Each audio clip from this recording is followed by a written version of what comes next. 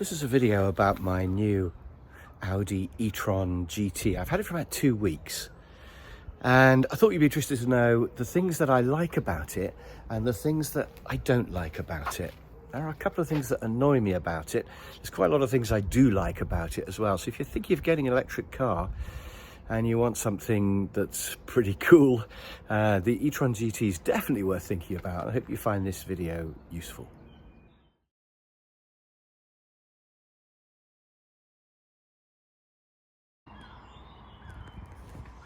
The first thing about it is a beautiful car. I mean, whatever angle you look at it, I mean, just look at it from the side there. And I think the rear three-quarter view is really spectacular as well. So it's a nice looking car, but it is big. I mean, you get presence, so that's good. But when you come to park it, drive it around town, it's not quite so easy. Although I've actually found on small country lanes, it doesn't feel big to drive. Once you're in it, it's not as intimidating to drive as you might think. I think it's a really beautiful thing. I think it could be the coolest car in the world. Controversial, I know. A lot of people would say a very old Porsche or Mercedes or something is a cool car. And obviously things like Lamborghinis and Ferraris are beautiful and fantastic. But maybe they're a bit too in your face, a bit too look at me. So this is a car that's pretty flash, it's got real presence, but you could still kind of claim that it's understated. And it's really modern, it just looks really cutting edge, doesn't it? It looks like a state-of-the-art car. Well, it is. So I think you could argue that the Audi e-Tron GT is the coolest car in the world.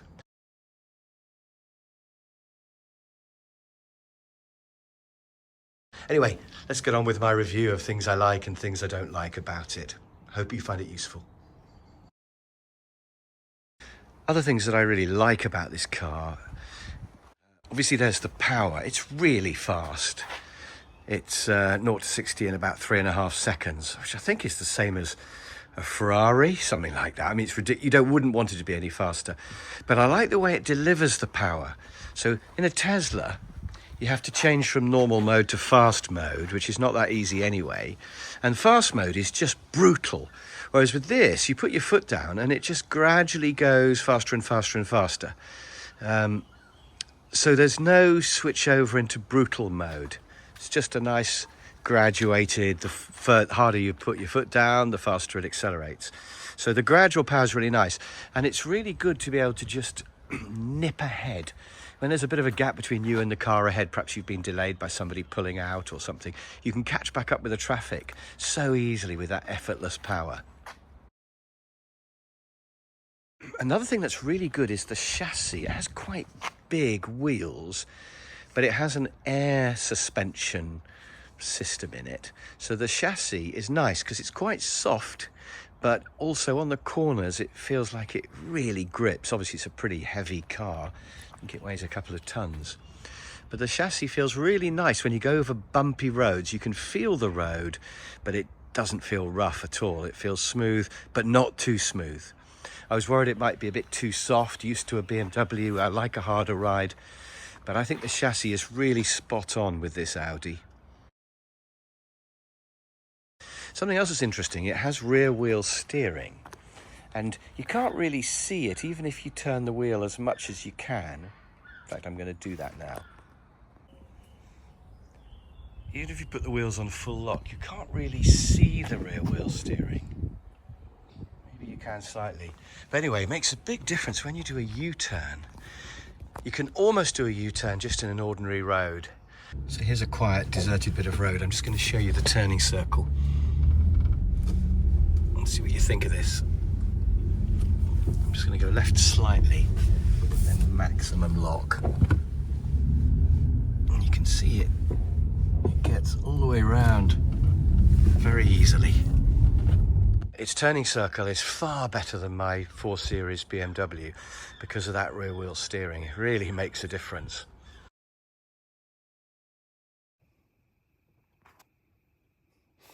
I like the way it's got proper buttons. It's got proper buttons for the aircon. You can go up and down on how much fan you want, and you can have it.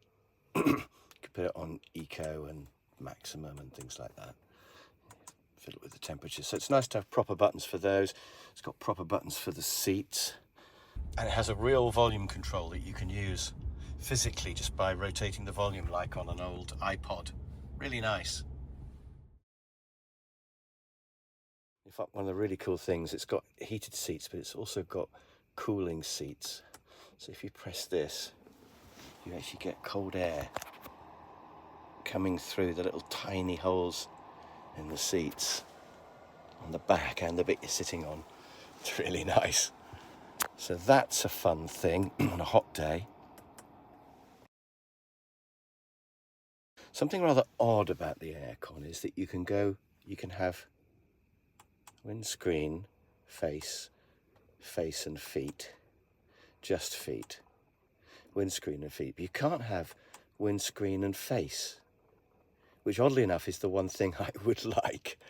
In fact, you can't have all three either, which is a bit odd. And I think the ventilation on your face is not brilliant, because when you sit here, you've got one side vent there, but you've got nothing in the middle because you've got the screen here. So you've got this top one, which doesn't really reach your face. I think it's more for the windscreen.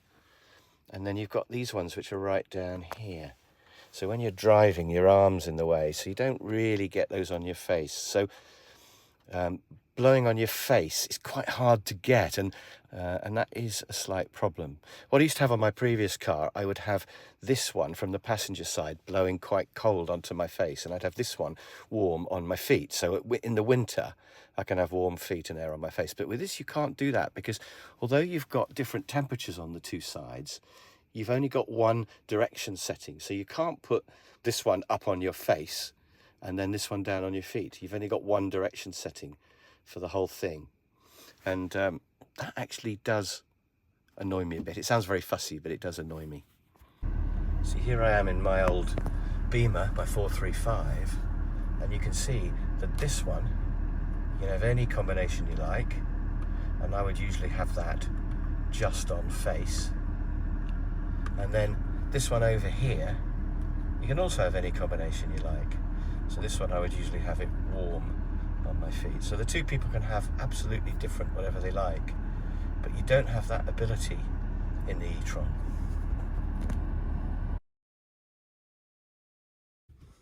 One of the buttons you can use is Drive Select, which allows you to select whether you want to be in efficiency, comfort, dynamic or individual. It's a bit annoying because it always defaults back to comfort, and I like individual because I've set that up to be just an ordinary drive. I don't need it to be super fast or very boring, so I just normal amount of acceleration. When I say normal, it's really fast. And then I want the suspension to be quite hard, so I like a normal drive, but I like hard suspension, so I've set that up. But every time you get back in the car, it defaults back to comfort, and I just wish they could make it stay the way it was before, you know. So that's kind of irritating.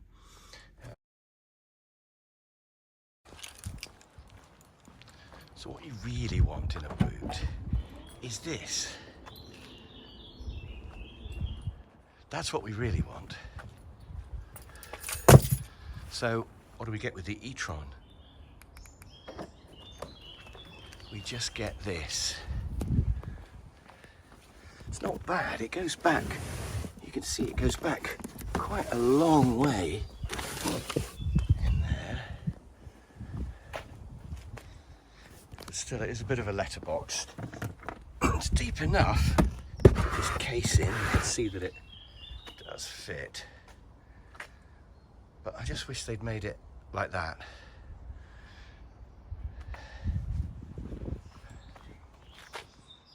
There is a frunk as well. It's not very big and it's hardly worth the hassle. You have to go into here. You might think it's that, but that's the boot release. The frunk release is actually in the door.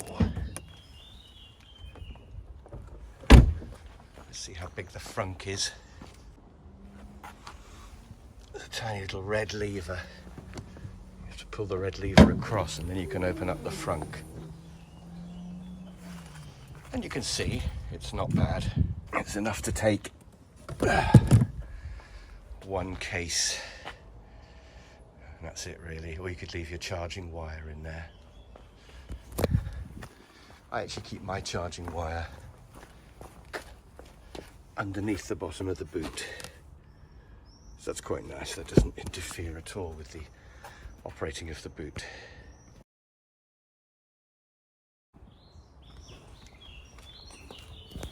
And I like the way you can charge it from either side. There's one of these on both sides. Very handy.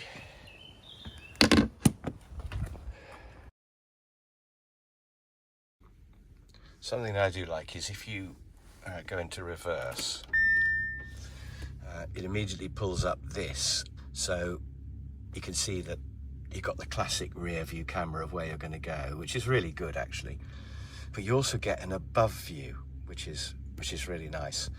And if you're in a parking space, that actually shows you the white lines either side of your car, so you can absolutely make sure you're lined up really well, which is good. It's got some fancy views as well, which I don't really use. It's got the 3D views. So this one here, for example, you can look at this, and you can even get a sort of if you pull this thing out here, you can put it on a sort of a 3D view. And you can see if I actually drive the car forwards, just on my drive, you can see it actually shows the car moving. And it really is correct. I mean, it's quite bizarre. So I'm just going to reverse back round and you'll see it actually shows the car moving. And you can look at your car from the front, behind, however you want to do it, above, everything. So that's pretty fancy, but I wouldn't use that. But I do use this view quite a lot, and I find that's really useful because it is a bit of a big beast when you're manoeuvring, but at least the all-round cameras help quite a bit with that. Although the cameras aren't as good as on the Tesla, where they are recording all around your car, even when you've left it parked. And also when you're driving, if you slam on the brakes or press the horn, it immediately records everything that's happening around you. The Audi doesn't do any of that.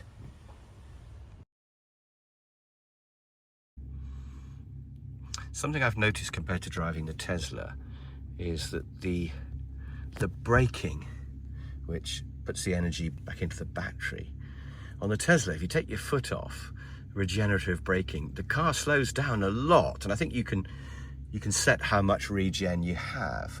But on this, you get virtually no regen. You can pull this paddle, and if you watch what happens on this little dial, the first time I pull it, can you see a little bit of white has appeared on there? If I pull it a second time, you get a bit more. But that's the most regen you can have. And again, it resets every time when you restart the car. It forgets. It would be really nice if it could remember. But that gives you a little bit of regen. But normally you get pretty much no regen at all. When you take your foot off the accelerator, you just carry on rolling.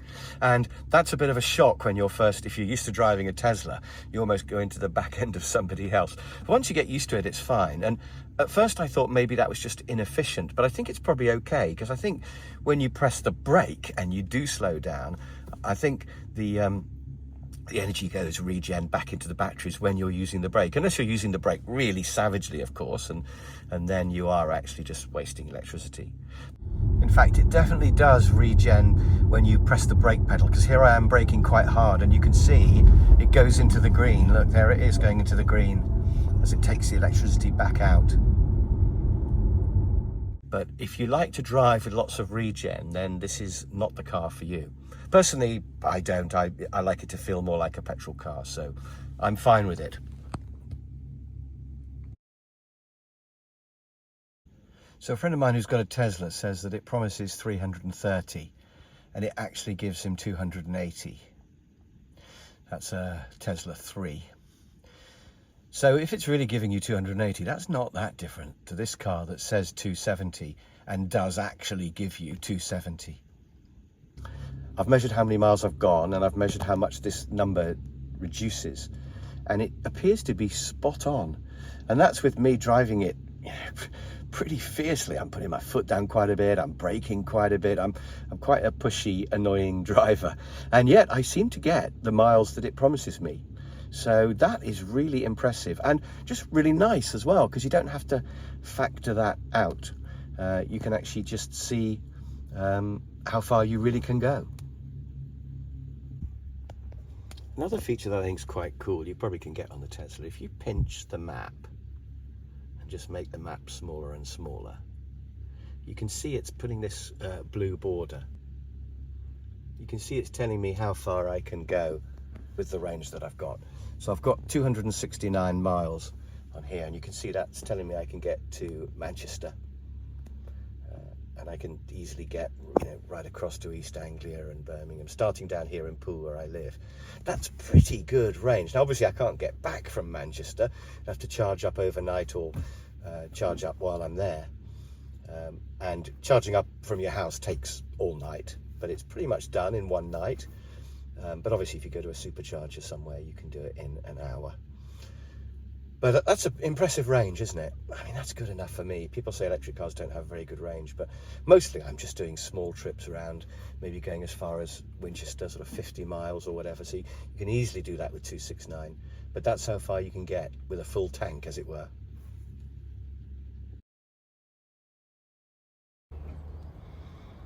I'm not too bothered about all the toys, but one of the toys I do quite like is that you can set your seat exactly how you like it for two different people. So you just press driver 2 and it goes exactly to the settings that you like.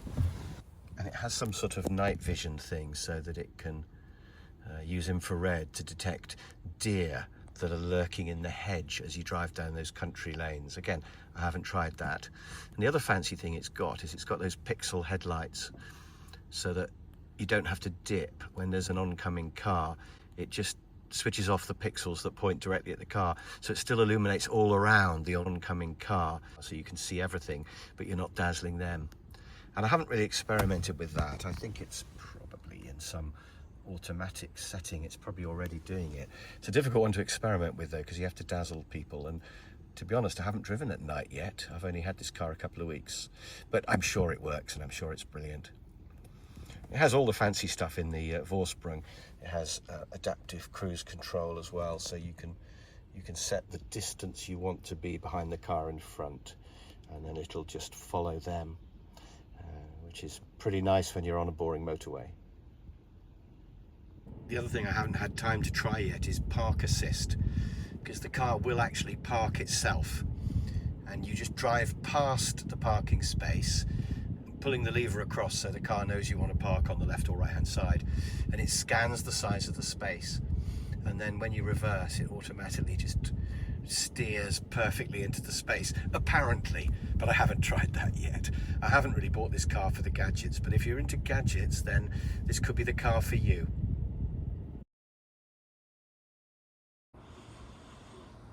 You can see it's a big car. Here it is compared to my 435. The 4 Series BMW is not a small car. The back is noticeably longer. It's just noticeably bigger than the little 435.